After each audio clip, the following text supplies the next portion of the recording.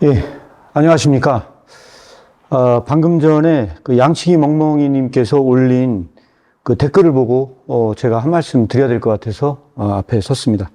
간략하게 제가 댓글 말씀을 드리면 길게 댓글을 달아주셨는데 여러 질문을 주셨습니다. 그런데 여기서 가장 중요한 것은 오늘 강의를 들으면서 하나 질문이 생겼습니다. 말씀을 읽는 이들이 자기 자신을 보게 하는 거울이기도 하지만 하나님이 자신을 인간에게 드러내시는 이 계시이기도 하다는 것입니다. 이렇게 말씀을 해주셨는데요. 예, 맞습니다. 이 말은요, 키르케고르도 똑같은 이야기를 사실 하고 있습니다. 하나님이 자신을 드러내는 드러내지 않는 한, 이 말씀을 읽는다는 것은 말씀이 거울이기 이전에, 당연히, 자신을 드러난 계시의 사건으로 이해해야 됩니다. 그래서 한마디로 이것을 요약을 할 수가 있는데요. 이 한마디로 요약할 수 있는 말은 뭐냐면 하나님 지식은 곧 자기 지식입니다. 다시 말해 하나님을 더욱 알수록 나를 더욱 알아갈 수 있습니다. 이렇게 요약을 할 수 있습니다. 그래서 이 부분에 대한 더 자세한 것을 보고 싶은 분이 있다면 저는 스스로 판단하라는 책을 추천드립니다.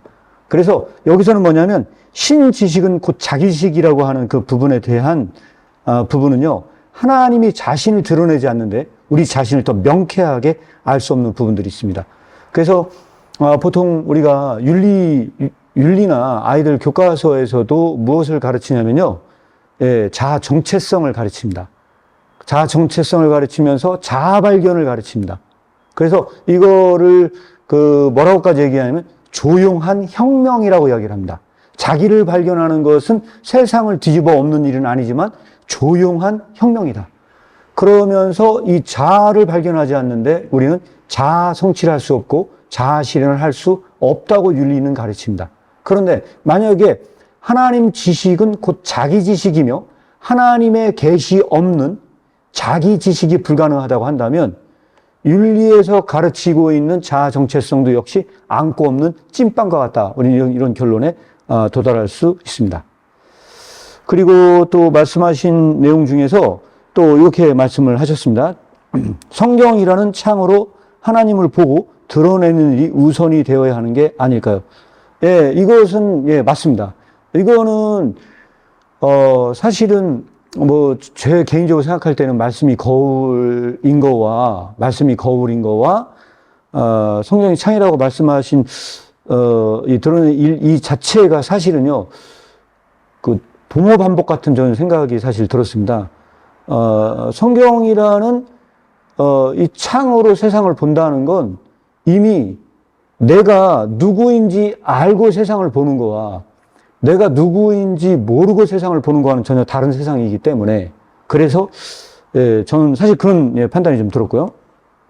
그 다음에, 예, 마지막으로 제가 말씀드리고 싶은 것은 인간론을 주제로 한 강의, 설교, 가르침이라는 생각이 들었다라고 이 말씀을 해주셨는데, 이거는 어떤 의도에서 질문을 던졌는지 제가 정확히 사실 잘 예, 파악은 되진 않습니다. 그런데 한마디로 말씀을 드리면은 제가 판단하기로는 이런 키르케고르의 작품에는 신론과 인간론이 다 이게 병합돼서 사실 다 들어가 있습니다.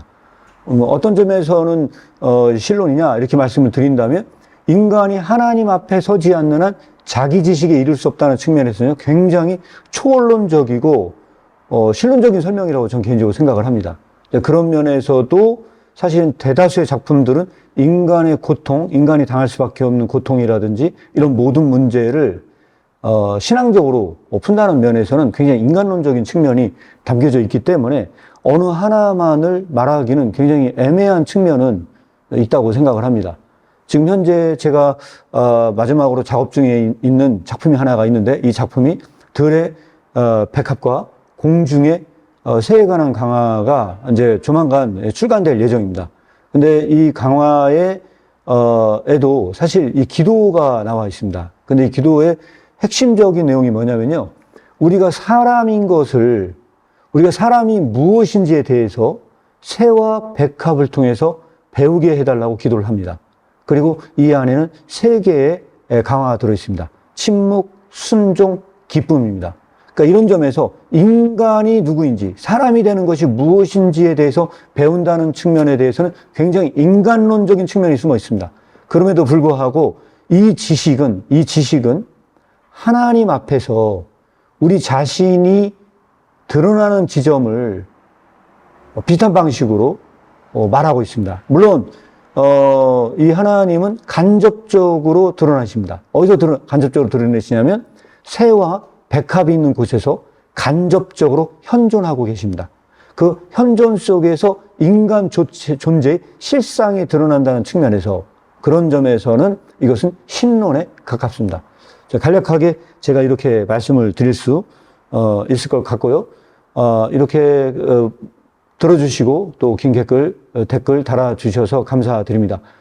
제가 혹시 이해하지 못했거나 설명이 부족한 측면이 있다고 한다면 다음에 또 말씀해 주시면 댓글로나 또 영상으로 만들어서 제공하겠습니다. 이상 여기까지 설명을 마치도록 하겠습니다. 감사합니다.